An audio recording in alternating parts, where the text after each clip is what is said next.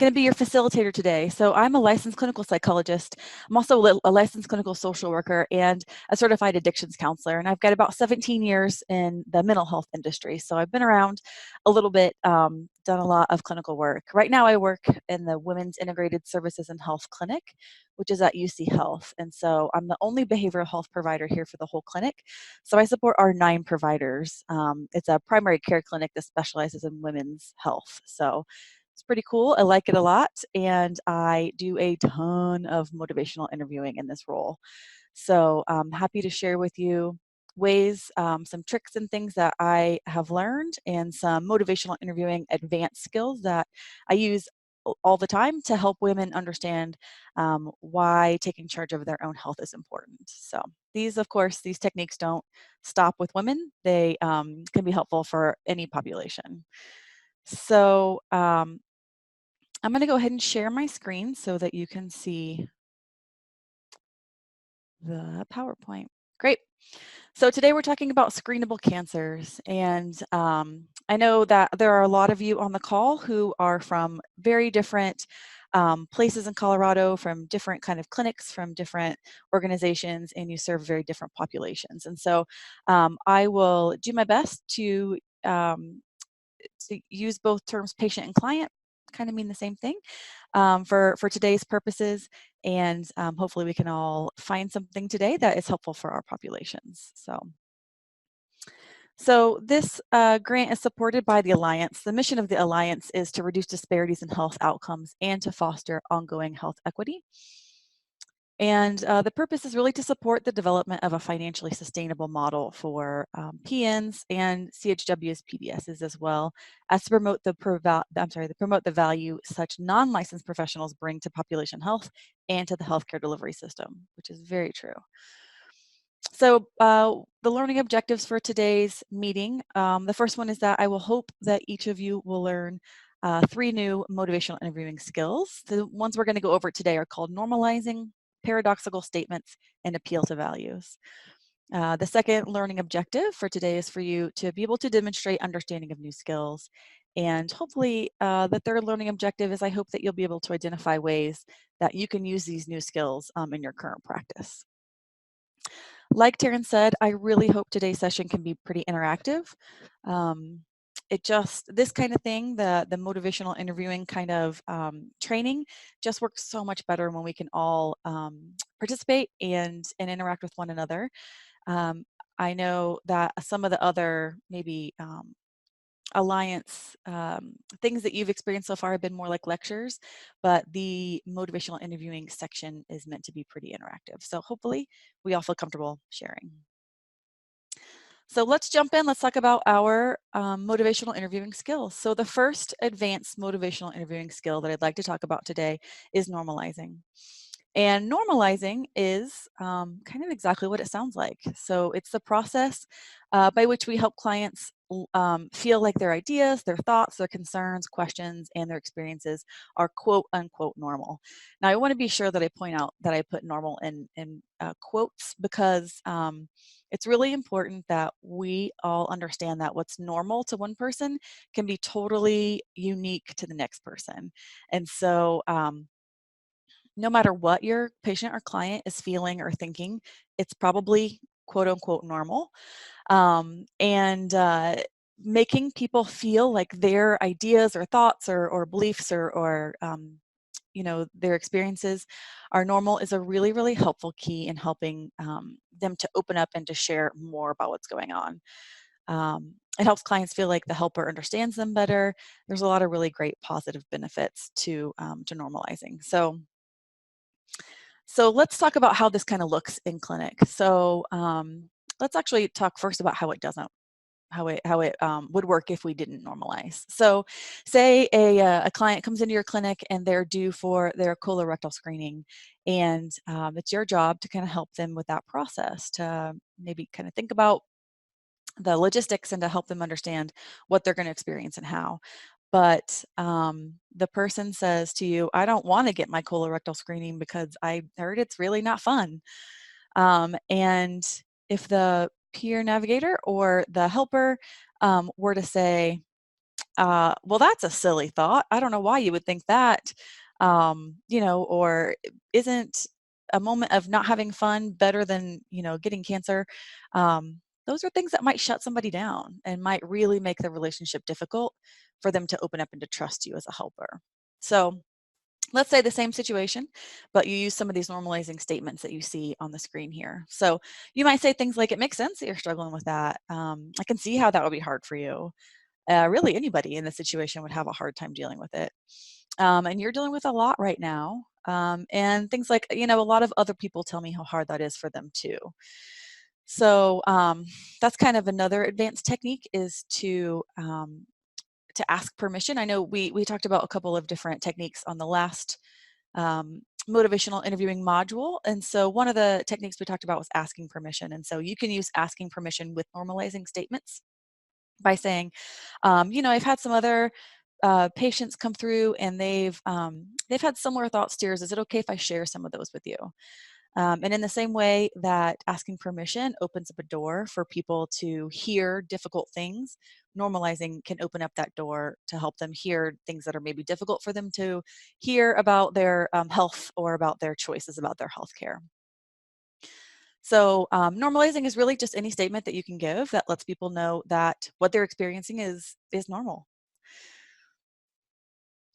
Here's an example. So Lee's been identified by his physician as a patient who needs to get screened for colorectal, prostate, and lung cancer. So he's got a lot on his plate. The peer navigator has to call Lee to attempt to schedule some of those screenings, but he's just really not happy about the appointments. He doesn't have transportation, and the nearest clinic is 45 miles from his house. And so Lee says, I can't even get to the doctor when I'm sick. How am I going to get out there when they're trying to find something wrong with me instead?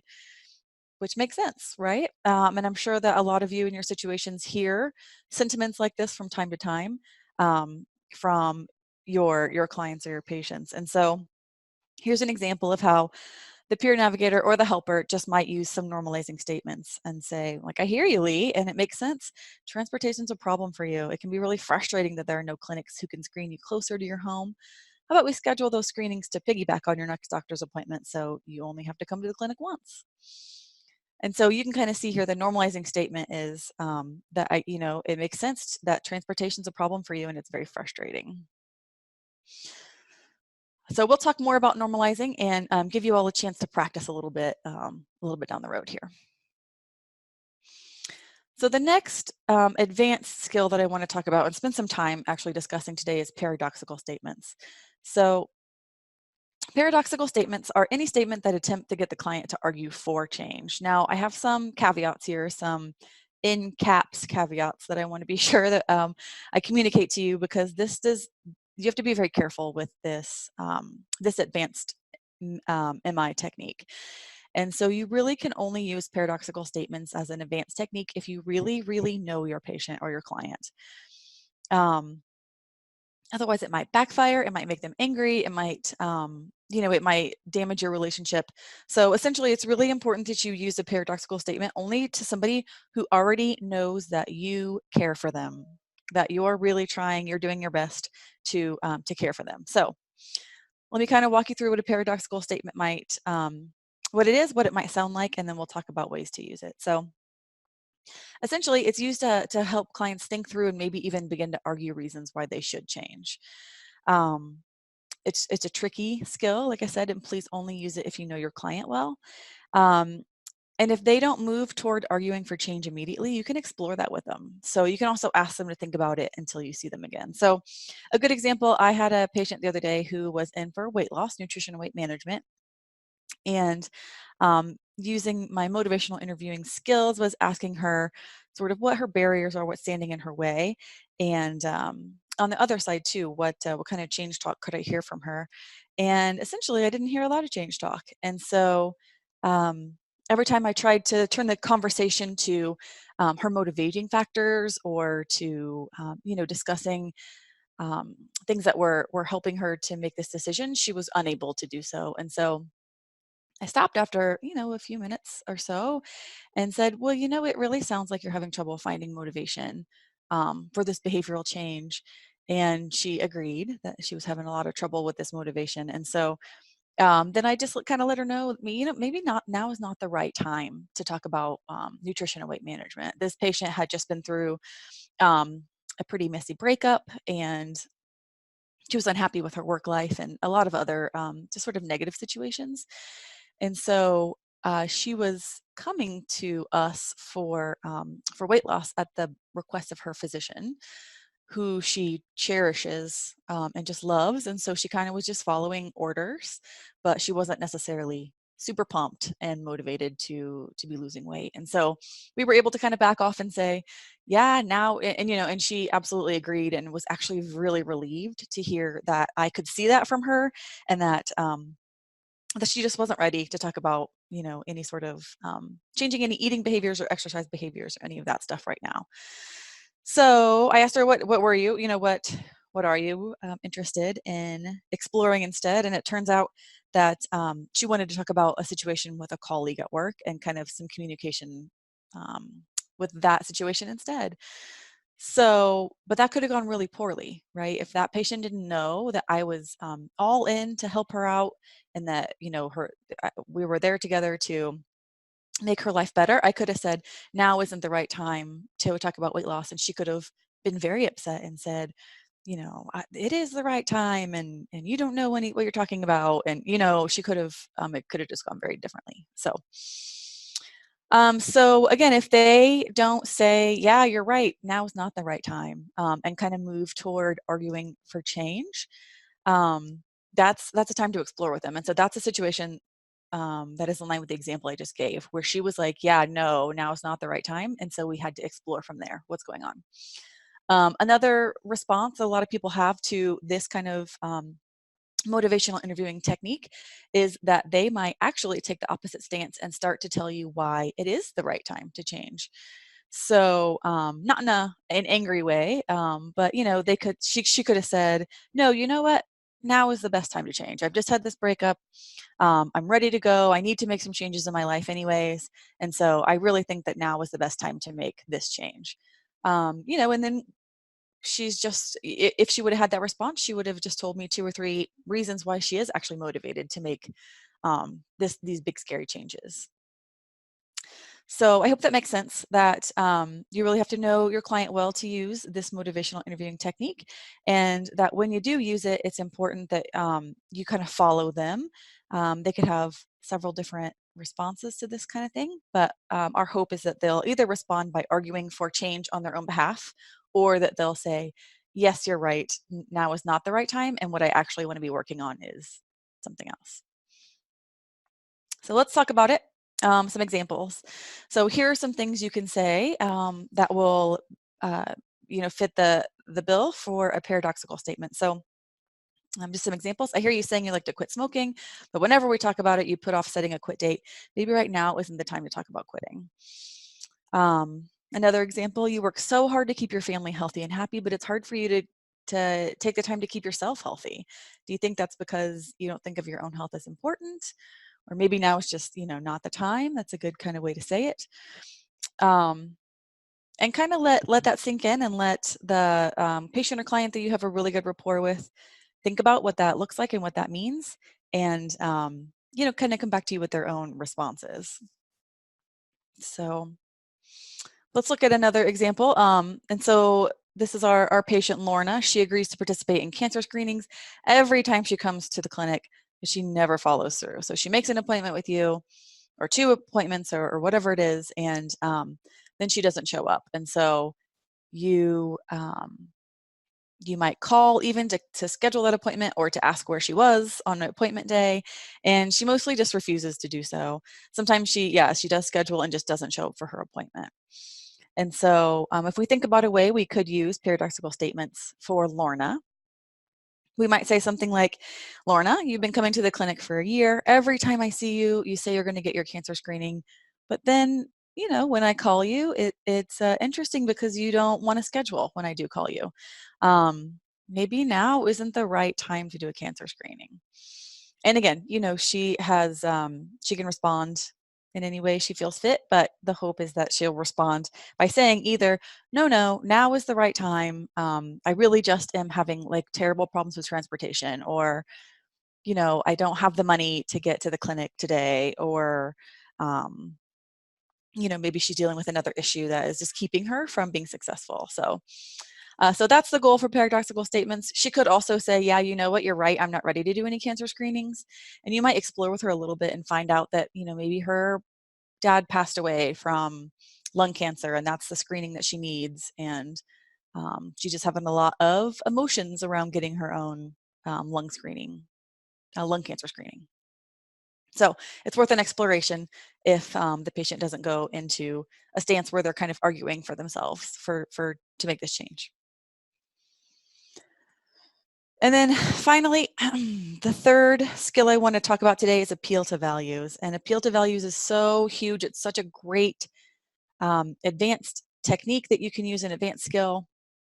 And it works in so many different situations. So let's kind of talk through it. So essentially, let's first talk about what a value is. And a value is just something that guides our actions, our thoughts, beliefs, and behaviors. So it's an idea that we have that's kind of guiding those things for us. And every single person on this planet has their own set of values. And most of them, they are guided by our experiences.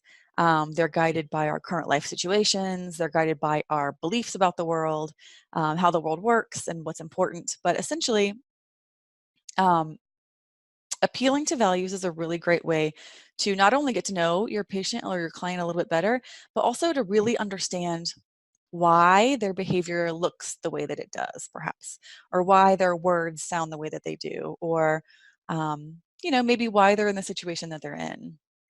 And so, one thing that you can do for exploring values with your patient is to kind of sit down with them and explain to them what a value is. You can kind of go into, what we just talked about, how values come from lots of different places. They mean lots of different things, but they really kind of guide our behaviors and our actions and thoughts in the current moment. And so sometimes helping a client talk through or figure out their own values can be the key to helping them figure out how to engage in this really positive behavior. So acknowledging people's values a lot of times puts them at ease. If you can sort of pick out values that you see them, engaging in, a lot of times people feel very relieved that you understand where they're coming from. So acknowledging the values might be really helpful in evoking change. So here are a lot of examples of values. And so a lot of people, when we talk about values, they kind of think to themselves, like, what exactly do you mean when it comes to values? And so here are some examples. This is by no means a comprehensive list at all. So actually, if you go to the motivational interviewing website, the actual, I think it's just motivationalinterviewing.com, they have what's called a values card sort, and it's free.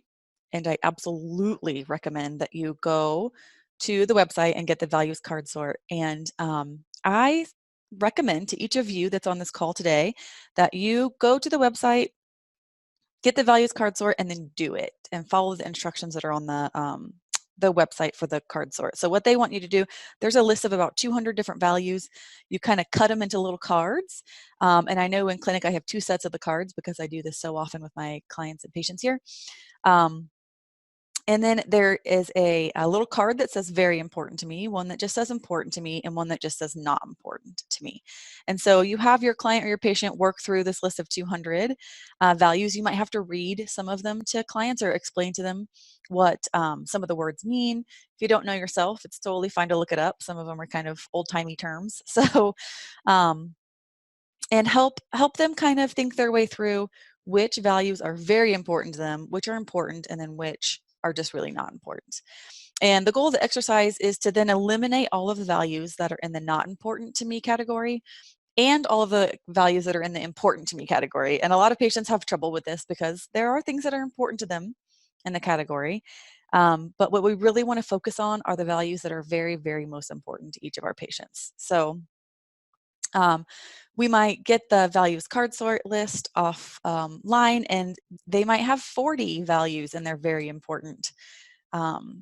very important stack. And so the next goal of the exercise is to go through and narrow the list down from however many is in the very important to me stack to 10 values. And it's really hard for a lot of people, and they kind of go back and forth and have a lot of thinking time to kind of think through what are the very most important values. And so what happens a lot of times is that you find that some values kind of go together to make a little group of values, and so you can kind of eliminate some that way.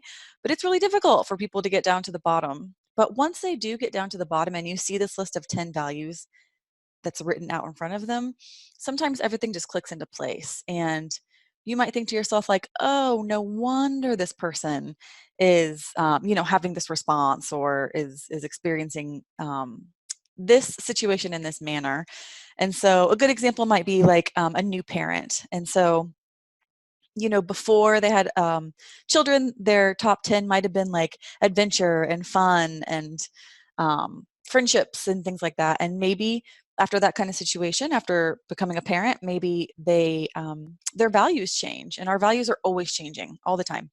And so maybe the list of 10 values sounds more like safety and family and purpose in life and things like that.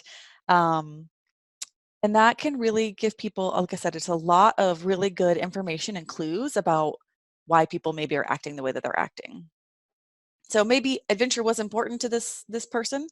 Maybe now it's not, and maybe that will give us a good information without them having to say it about why they don't feel comfortable traveling 60 miles to get to the clinic, or maybe why they don't want to leave their child with grandma or grandpa who maybe are a little bit too elderly to take care of the kid appropriately.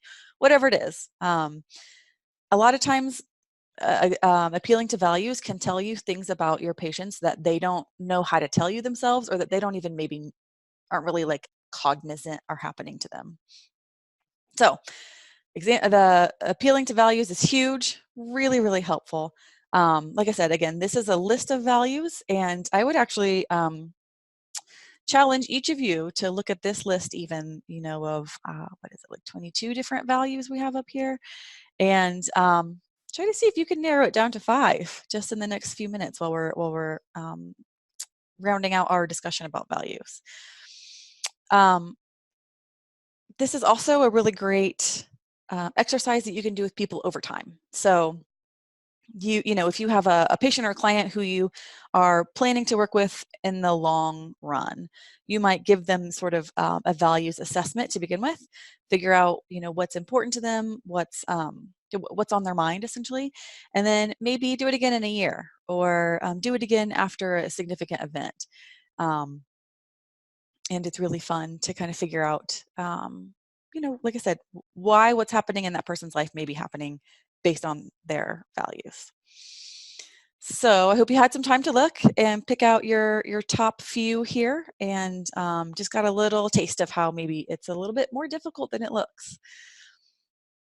So here's an example of appealing to values. John is a migrant worker, and he has several risk factors for cancer and needs to get screened for colorectal cancer. But he tells his helper he doesn't want to go through with the screening process because he's going to have to leave work, which is going to dock his pay, which will impact his family. Makes sense. But the helper sees that there may be more going on than what John is explaining. So the helper uses the appeal to values to help John make a good decision, and says, hey, it sounds like families are really important to you. It's really hard to take an afternoon off, but what would your family do if you weren't around at all? Cancer screenings can reduce your chances of being sick by a lot. So you don't always have to do the full values card sort activity. It's really fun to do with patients though. But like I said, you can kind of just appeal to the values that you hear coming through pretty loud and clear with your patients, like in this example. So it's pretty clear to us by listening to John that he's a hard worker, and that maybe the reason why he's doing a lot of his hard work is to support and provide for his family. And he has some fears that taking off time to do cancer screening is going to negatively impact his ability to care for his family. And so, just kind of saying, I know that this is your value, and I see why you're making this decision, and let's maybe talk through how to use that value with a decision to make a positive behavioral health change. All right, so I hope that that makes sense.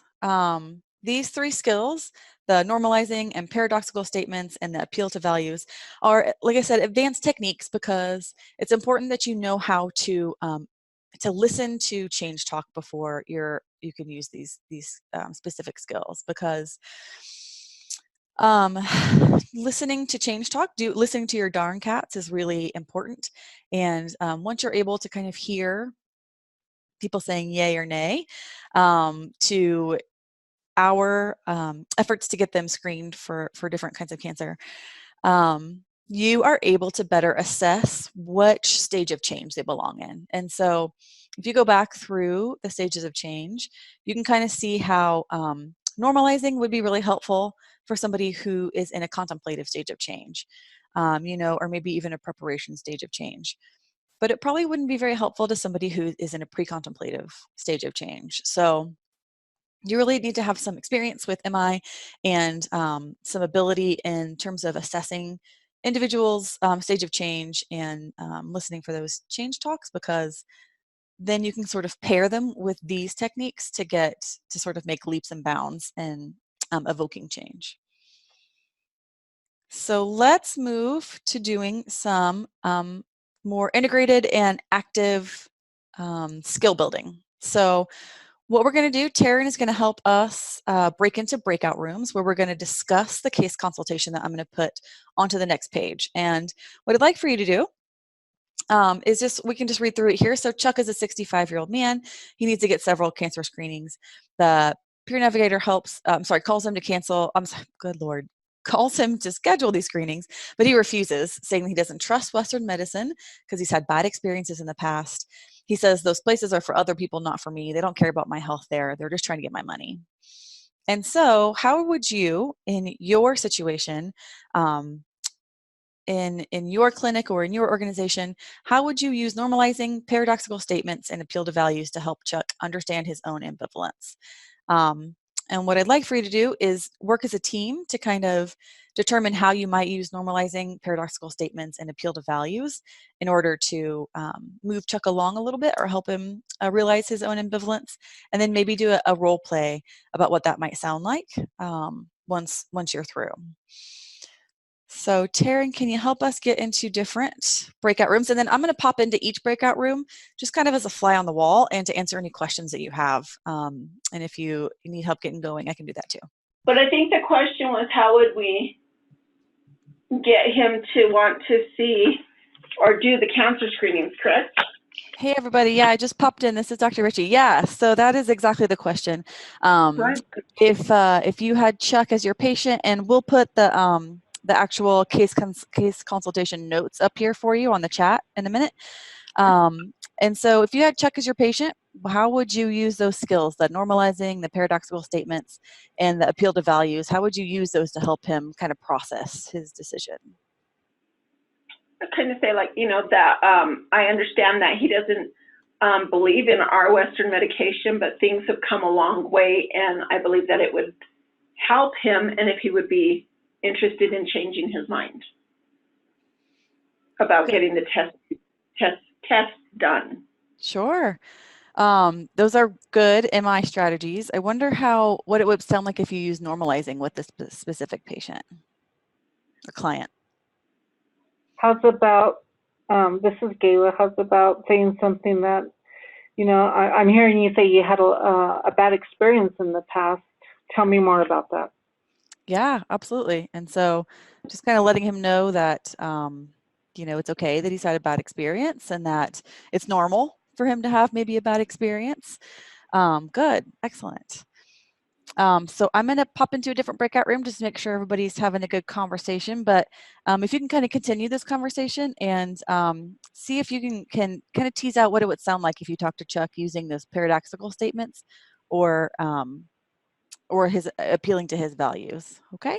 And then, yeah, where are you on a scale of motivation for this? And you know what? If he says I'm a 2 out of 10, then you'll know that he is not ready to do this screening.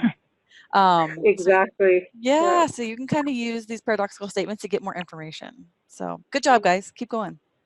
Could you also use the example, like, I understand where you are and what could I assist you with, or navigate? Well, what could I provide you with literature to help you understand why it is important? Perfect. Yeah. Especially if he's like, oh, I'm a 2 out of 10. You can say, okay, no problem. Let me give you some information. I'll send it to your house maybe, or whatever it is that you can do. And then if you ever feel like you're ready to make these appointments, then just let me know and I'm happy to help you with that. Yeah, good job. What about appealing to his values? Well, it sounds like his values is his money. Yeah. Certainly. So, yeah. Well, then it also might be he's this rugged Westerner man too, and so Or his appearance. Health. Yeah. He said he doesn't care about his health. So, and then it costs too much money. So, how much money do you think it would cost you with preventative measures versus if you were positive for cancer, screen positive for cancer? How much money, you know? I don't know. That's awesome. Yeah, absolutely. And so, again, you see how it's kind of helpful if you know the person first before you use some of these more advanced techniques. So yeah, but saying like, I hear you saying that money's so important to you, and I get it. But you know what? If you do get sick, it's going to cost so much more than, than it'll cost right now for us to figure out what's going on. I always tell them an ounce of prevention is worth a pound of cure. You are not wrong, my friend. Absolutely. Absolutely. Good job. Good. So I'm going to let you discuss and pop over to a different room. Okay. Good job, guys. But wouldn't you also be able to say here, it's not looking at what it's going to cost you because you have your Medicare? And so would you like to explore what the procedures would be and what you might look at? That would be awesome for sure, especially if you knew he was on Medicare and you know all the benefits that Medicare gives. And you can say, I hear money's important to you. I totally get it. You're not going to have to spend any money to get this done. Right. That would be amazing. Yes. And then that would get him to know whether he really doesn't want to take it or if he's using the money as the excuse. Absolutely. Yep. Yes. Yep. Absolutely. All right. Great job, guys.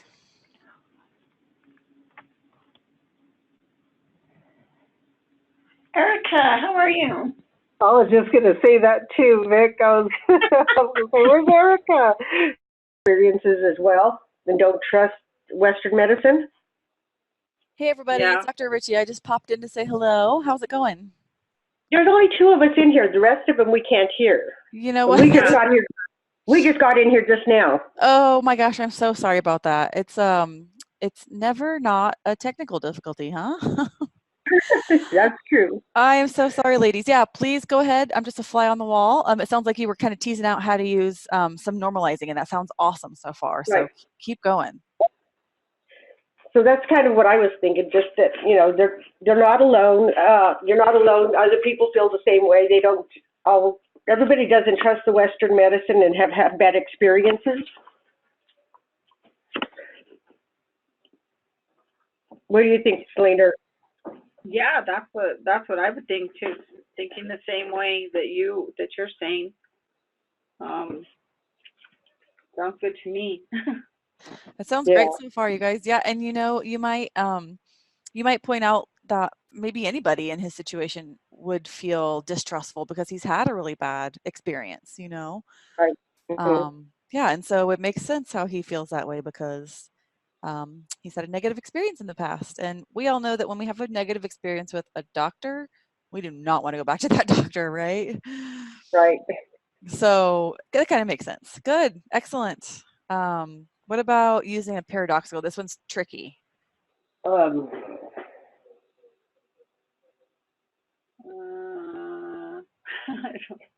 That is kind of tricky.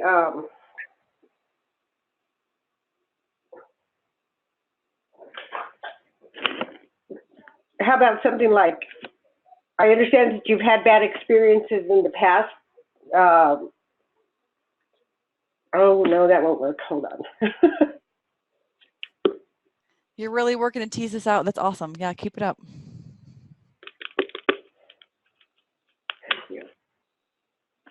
because of your bad experiences in the past, does that mean that you don't want to, you'll never do these screenings, or?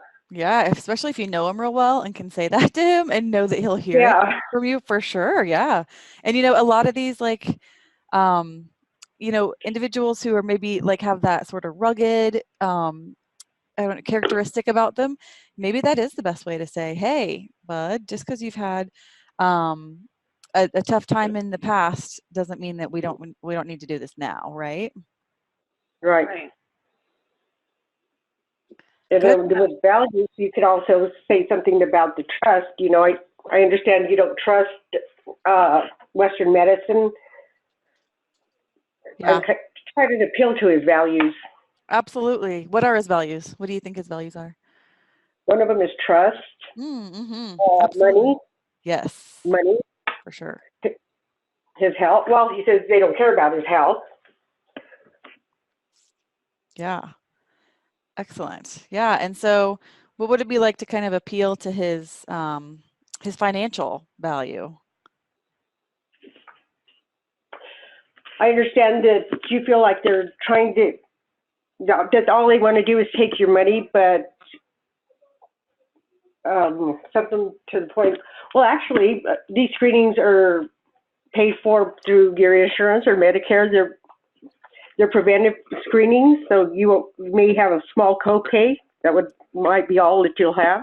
That would be so wonderful. And so, yeah, so if you can say to him, I understand that you're concerned and let me help you with this concern. Yeah. And just, Yeah, appealing to his value and saying that, I know money's important to you, but you're not going to have to spend a lot of it to get this done. right. Excellent, ladies. And Okay, great.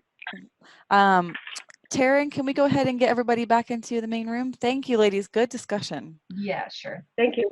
All right, everybody, welcome back.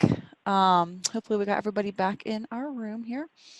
So let's talk for a few minutes about what we came up with in terms of how to talk to Chuck using some of the strategies that we learned today. So I know there were at least 2 breakout rooms. I'm not sure how many there were altogether, but I was able to pop into a couple. And so Gloria and who was that? Selena? Marina, Yeah, Yeah. great. Do you ladies mind kind of walking us through what your conversation was around using these skills? no, that's fine. For the normalizing, it was something to the point that we understand, or a lot of people don't have, or a lot of people don't trust Western medicine, and they have had bad experiences as well. Something along that line. Yeah, great. And I know we were kind of teasing out how to get a paradoxical statement out of this. Do you want to kind of share what we came up with? I can't remember what we did. Because of your bad experiences and feeling that they're taking your money, does that mean that you'll never do any of these screenings, or something along that line? It was. Yeah, and I know we talked a little bit about how we have to really know Chuck, but he seems Right. like maybe a rugged kind of cowboy, and sometimes we can say those kind of things to people that we know very well who maybe have that kind of personality. So yeah, he might hear that very, very well and be like, oh yeah, that's a good point. Great. And then what about appealing to his values? What do we decide there? His values was referring to the money part of it, and letting him know that it's not going to cost as much as he might think it is, because it's a preventive screening, and those are covered through insurances and Medicare, Medicaid. Yeah, great. Excellent. Thank you for sharing. You're welcome. All right. What about the next room over? I know it had Erica and Connie in it, and I think there was somebody else. Gloria was in there with us. Oh, great, great. And do one of you want to kind of walk through what you came up with in terms of the case consultation?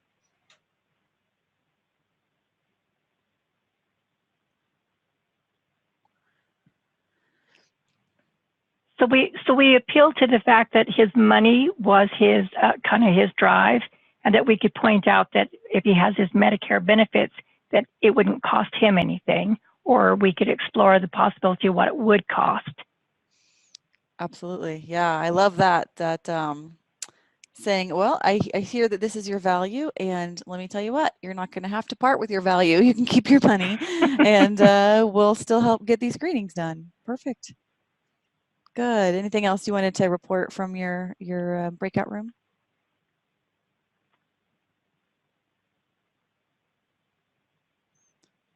All right, and I think there must have been a third breakout room then.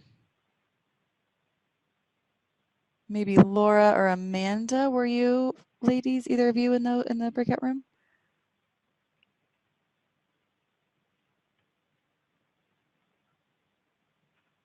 Yeah, we kind of, with regards to the values, basically it was money. Money was his value. Mm-hmm. Paradoxical, I think, Karen give a really good example. Or forgive me if I have your name wrong, Senna, last name Senna. Basically asking that if he didn't want to get them done, would he get them done? I can't exactly say it as she did. So if you want to pipe in there. And then normalizing was just kind of letting him know that, yeah, medical care can be expensive. It is an expensive luxury that we need. So that I can understand where he would feel like he would not want to get it done. Yeah, absolutely. Good. So it seems like all the groups were able to kind of pick out that good old Chuck is partial to his financial resources, that he's probably worked really hard, to come across, and so he doesn't want to give those up. And he also has had some bad experiences and just doesn't really trust. And so I think we were able to kind of pick out that trust is one of his values as well, and kind of letting him know, I see that you're having some trouble trusting the situation. It makes a lot of sense because you've had some bad experiences, but what if you didn't have to part with your money in order to get these screenings, and then kind of going from there. I think that talking to Chuck is a good example of how it's imperative to know your client or your patient if you're going to use the paradoxical statement, because you can kind of see how, for Chuck, like I said, if you know him very well and you know that this is how he can hear you, that's okay. But if you were to just go up to Chuck and be like, "Hey, bud, it sounds like you're not interested in your health. What's up with that?" Then he might get pretty angry. He already doesn't trust Western medicine, and no matter where we are, we may be symbols of Western medication to Chuck. And so, kind of coming at him with a paradoxical statement without having a really good rapport could definitely backfire. But like I said, if you know him really well and can say, Chuck, it sounds like you've got a lot of reasons why you're not interested in doing some cancer screenings, and I'm just wondering if maybe now's not a good time for you. And then he can kind of hear that and respond and let you know. And I was talking to one of the groups, I think the first group, and letting them know that if you do the paradoxical, or really any of them, and the response that you get from the person you're trying to help is like, I don't really want to do this. That's really the bottom line. Maybe Chuck is using his money and his distrust as excuses, and what he really wants is for you to just leave him alone. If you say you don't have to use any money, your insurance is going to cover this, then he might say, yes, but, yes, but, yes, but. And in the therapy world, we call that yes butting. And so when we have someone who is doing some yes butting, like yeah but, in general, they either want you to just leave them alone, or they want you to just listen to them instead of trying to fix the problem for them. So, if you said, "Hey, bud, you don't have to use any of your money, your health care is going to cover this," and he's like, "Yeah, but I don't have transportation," or "Yeah, but I don't want to take time out of my day. Then you can ask them, and I think somebody had a really good idea to say, okay, let's talk about this in terms of motivation. So on a scale of 1 to 10, where are you? Using that advanced technique of scaling that we learned last time. So excellent job. Yeah, and you can then get a better idea of kind of where he's at and what he wants out of this conversation. So you can kind of see how, like I said, you need to have some experience and some MI skill to kind of get to use these advanced techniques. But once you kind of get there, you can kind of see how it makes sense holistically. So excellent job, everybody. Good. So what I'd like to do now is to introduce you to an activity that I'd like to spend some time doing. You won't have to share your responses to this, although I really, really encourage you to get into a sharing mode if you are open to doing so that we can have some discussion kind of about how this went afterwards. So I'm going to put the activity up here on the screen.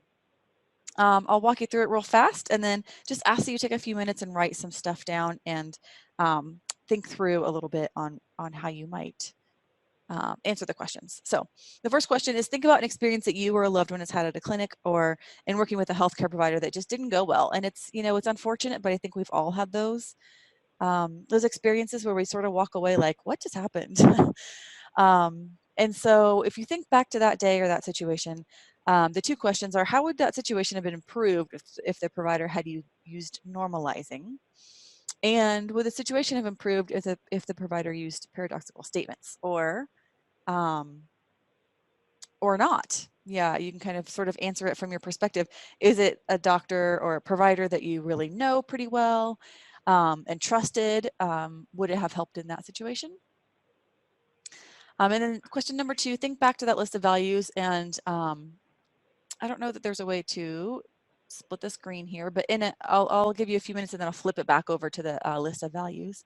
So please write down 15 values that are important to you.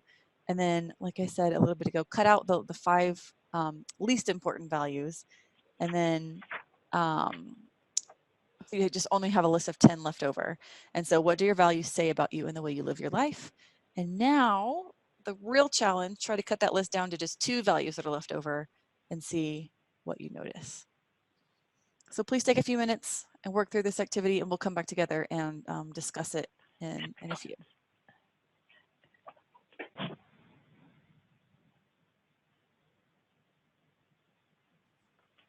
All right, everybody. So let's go back to the activity. Does anybody feel brave and want to share their experience that they or a loved one had at a clinic or working with a healthcare provider that just didn't seem to go well? I will. Great, thank you. This is Gloria. That's Gloria. My mom was about, I guess she was in her early 80s, and she had gone to the doctor, and he wanted to take her off Valium, which she had been on since she was in her late 40s. Wow. And yeah, and my thing was, why take her off now? I mean, why didn't you do it a long time ago instead of, she's 82 years old and you want to take her off now? And he just kind of argued that, she's been on it long enough. Well, yeah, she was been on it 5 years, after she started it was long enough, Yeah. So it just, that was my experience. And so it sounds like it didn't go very well. No, it didn't go good at all. Yeah. So thinking back to that situation, how could the doctor have used normalizing to help you and it sounds like your mom understand better or feel more comfortable in the situation? I don't know that he could have at that point. I mean, if it was 5 years after she had started or something like that, I mean, possibly, but 40 years after she started taking it and they want to take her off it then, I don't know if there was any normalizing of it. Right. I wonder if you could have normalized at least by saying, I understand that you're questioning this situation and it makes sense how you would question it after it's been, so long that she's been on the same medication. And so not necessarily changing the situation, but at least changing your level of comfort around it. Does that make sense? Yeah, yeah, probably. I'm going to go out on a limb and say he definitely could not have used any paradoxical statements. Probably not. Right. Again, a really good example of how you need to know and trust somebody before you can really kind of use those. But Right. say the situation was different, and this was the doctor that she had had since she was in her 40s, and It somebody. was a doctor she had since she was in her 40s. Oh my gosh, that is a For long her. time. That's a long time to stay with a provider. Yeah. Yeah. So it sounds like she really knew and trusted him, but maybe this decision was she was confused about. Yeah, it was just like, why now? You know? Yeah, absolutely. Yeah, good. Thank you for that example. Mhm. Anybody else want to share a bad situation they've been through? Well, this isn't a bad situation, but it could have turned that way.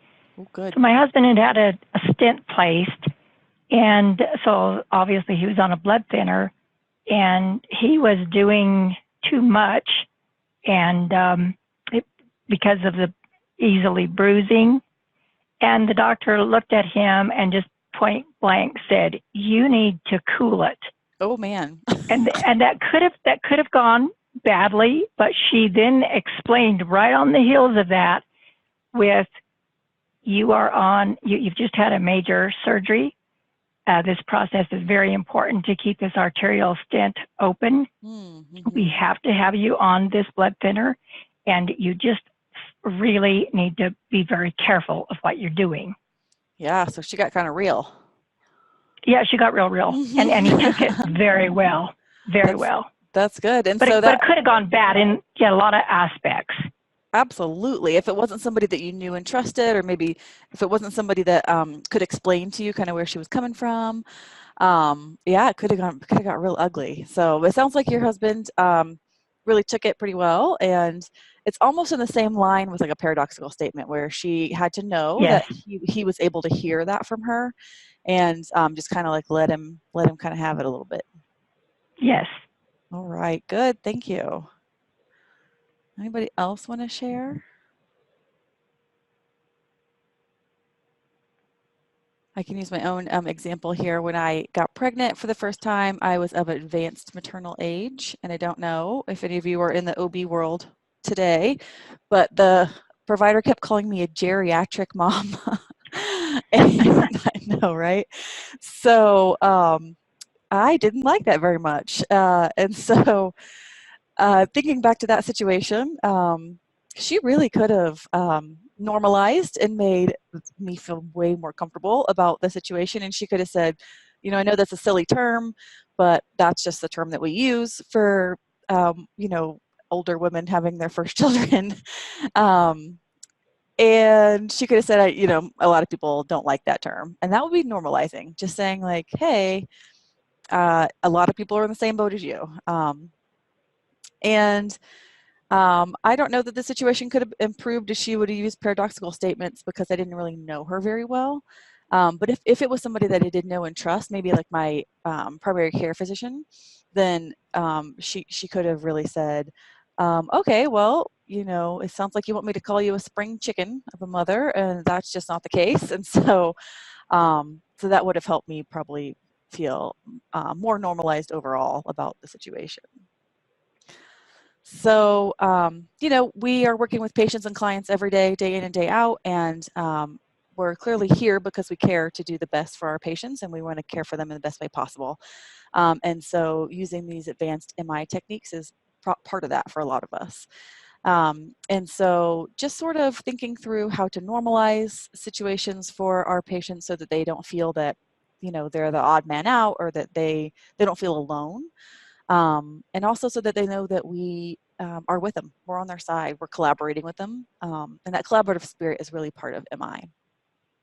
And also, like I said, when you know somebody very well, using a paradoxical statement to kind of get them to the point where they can argue for their own health care, or where they can tell you that they're not ready to make this behavioral change right now.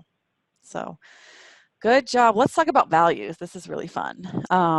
This part's just for us as clinicians, but us, and then it can translate to our patients, right? So does anybody want to share their top two out of this list? I couldn't get a top two. I mean, Oh, there's too many of them that meant too much to me. excellent. No, I love it. I love it. Tell us about your process. How did that go for you? It was difficult. It is, yeah. Were you able to narrow it down to 15 from the 22 to start? I got down to 11. Oh, good for you. Good for you. Yeah. And so this is actually really common. A lot of people immediately are like, I don't care about this. I don't care about this. I don't care about, so they might look at this list and say, beauty doesn't matter to me. Wealth doesn't matter. Excitement, I'm done with that. Whatever it is, right? And then they have the list of what feels important to them. And so is this Gloria that's talking right now? Yes. Good, good. So Gloria, a lot of people have this experience where they come to the ones that feel important and then they kind of get stuck. Exactly. That's what I did. I kind of got stuck and thought, well, they all mean a lot to me. Yeah. And so what you can do to kind of help people get through this being stuck is to see if they can group the ones that are left together. So if it's maybe like compassion and or maybe like knowledge and professionalism feel like they fit together, and so they're sort of the same, kind of coming from the same area. So maybe you Right. can kind of condense those, or maybe like physical fitness and health might feel like they're the same thing to you, or whatever. But once people get stuck, it's helpful to kind of have a discussion with them about that these things are still going to be important to you. There's going to be a different pile of importance, and so kind of examining them one by one and kind of getting down to their list. So if you had to just pick from your 11 that are left right now, Gloria, the two that feel like you really can't live without them, which two would you pick? Probably family and friendship. Excellent. And can you see how family and friendship are of utmost importance in your daily life? Yeah? Mm-hmm. Yeah. Do you Yeah. want to give us an example of that? Like, do you get to see friends often, or maybe like you help family out a lot? Yeah, I do see friends often. I have friends that I see on a daily basis, Awesome. and Yeah, family as well. absolutely. So you're a people person. Yeah, That's yeah, I awesome. am. Good, good. And so a lot of us, when we're doing our values, come to sort of an aha moment where we're like, oh, I understand now. This is why I do X, Y, or Z. This is why excitement is my number one. Maybe that's why I go on mountain biking adventures every weekend, or things like that. Excellent. Thank you, Gloria. Anybody else care to share? I think I went about it a little bit differently. Awesome. It kind of makes me feel a little weird, but so I started with my 3, and then I went down to my 2, and then I tried to cross out 5 from the remaining 13, Okay, cool. because I knew which 2 were like gonna be the most important were family and health, Awesome. because family is the most important, and you can't have that if you're dead. Yep, that's So, very true. um, And you can't but enjoy them if you're not healthy, right? right. And so, but some of the things that were really important to me were like compassion and empathy, but I was able to cross out empathy because they're basically the same, but compassion includes like a desire to help. And so it was like a little bit more. So I X'd off empathy, and then like things with like passion and excitement, because I felt like those are both included in having a purpose. Awesome. If Yeah, you're driven enough to have a purpose, then you have passion and excitement in there. And so absolutely. I try to go through it really analytically, I guess, more so than like following my heart. Absolutely. And that is actually, I'm so glad that you spoke up, Amanda. So sometimes helpers are really people, and then sometimes helpers are more logical people. And, it's helpful that we can cater to both. And so I love it that you're talking about this very concrete, logical and analysis that you kind of went through to get to your answer. And I think that's lovely. That's perfect. Part of the best part of motivational interviewing, but specifically these sorts of bits of motivational interviewing, is that you have room to be creative. And you can kind of go about getting these answers whatever way feels best to you. So no weird feeling, Amanda. It's perfect. Does anybody else want to share before we're wrapping up today? Anybody take a different tact and do it differently?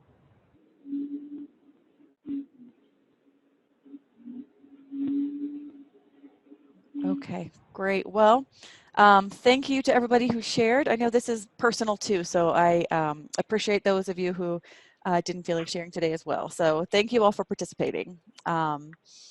So I am going to stick around for a few minutes if anybody has any questions or, you know, just wants to chat. Happy to do that.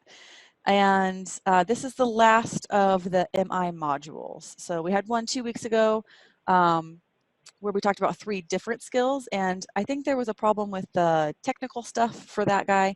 So if you're interested, I think that there's a recording through the Alliance, and so you can maybe reach out to ask Taryn about that. Or, you know, if I can get some more information, I'll send it to you. But yeah, happy to stick around for questions. Thanks all for participating, and thanks for coming today to build your skill in MI. Thank you. Thank you. Thank you. Thank you. Thank you.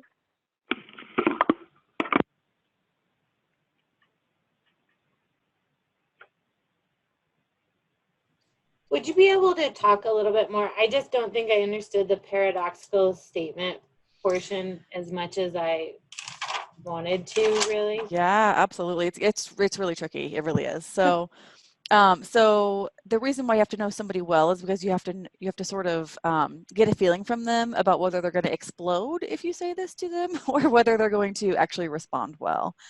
So the paradoxical statement is really just turning it upside down and giving it back to them. And so if they say, oh, I can't go to my cancer screening, there's a million reasons why. I don't have transportation, I don't have money, blah, blah, blah, you know, X, Y, and Z.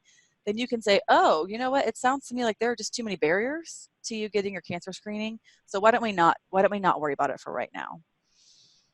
Okay. And, yeah. And so it's not necessarily challenging them. It's really just saying like, you know what? It sounds like it's not going to work. So that's okay. Is there something else that you want to work on with me? Or, and so what a lot of people will do is they'll immediately be like, no, it's not that there's too many barriers. It's just that these are the ones that I'm really struggling with. And so you can kind of parse out if somebody's actually interested and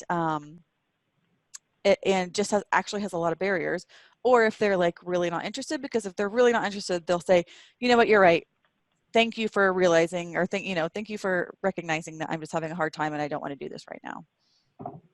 And then you just move on. Yep, because they're clearly in a pre-contemplative spot where they're like just not ready to make this change right now. Okay.